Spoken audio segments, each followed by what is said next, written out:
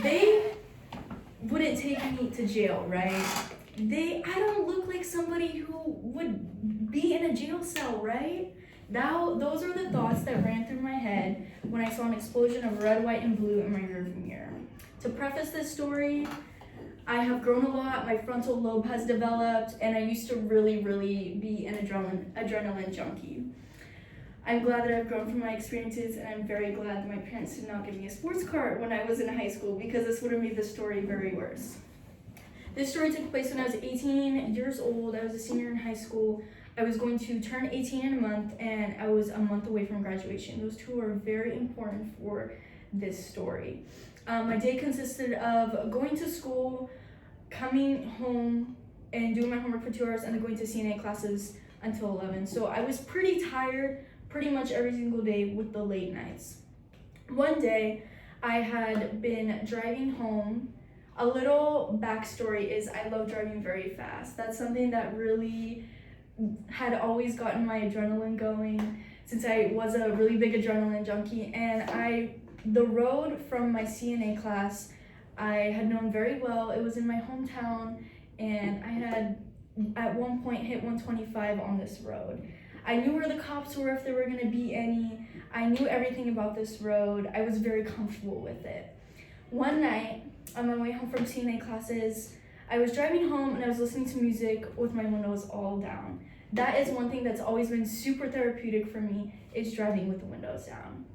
I was driving, bumping with my music, feeling all of the good feelings, the good vibes. And on my right, there's a grocery store with a parking lot. And I glance in the parking lot and I see a busted up SUV. And I'm thinking, surely that couldn't be a police officer. The car looks a little too old. I give it a glance, I look back onto the road and join my music. I continue driving. A minute later, I look back in my rearview mirror, and it looked like a pair of headlights had went onto the road, that same road that I was driving. And I was thinking, surely it wouldn't be a police officer, because they would have sped up to me right now and probably pulled me over because I was speeding quite a bit.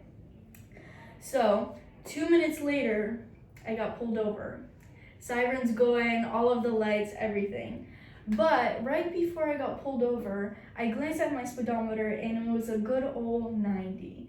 At this point, I knew that I was in deep trouble, especially if my parents were to find out that I got a ticket, because they've always emphasized the importance of not speeding. So the officer walks up to my window and he asks me, "What am I doing?" And I'm confused and I ask him, "What do you mean?" I say this with a shaking voice, and he says, "You were swerving from lane to lane." Apparently, my music was so enjoyable to me that I was swaying my body, but not only my body, I was swaying my steering wheel, swerving from one lane to another. Now, a combination with 90 miles per hour plus swaying from lane to lane, probably not a good combo. The story pretty much ends with me speeding so high that he couldn't even give me a speeding ticket, that I had to go to court. So my next 3 months consisted of going to court consistently and meeting with my lawyer, and eventually I was able to only have a $50 fine with a 2-hour driving course, nothing on my record. I was facing a $5,000 fine, 365 days in jail.